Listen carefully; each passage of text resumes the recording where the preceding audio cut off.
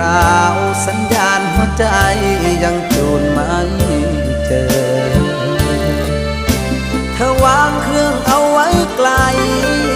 หรือใครนั่งคุยกับเธออยู่ไกลใจหวั่นเสมอกลัวเธอเพลอลืมคนลา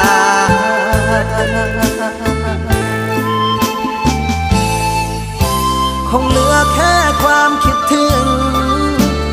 เป็นที่พึ่งยามท้อระหว่างที่ใจเฝ้ารอเสียงเธอส่งหาอยากฟังถ้อยคำหวานสื่อสารผ่านเบอร์เจ้ามา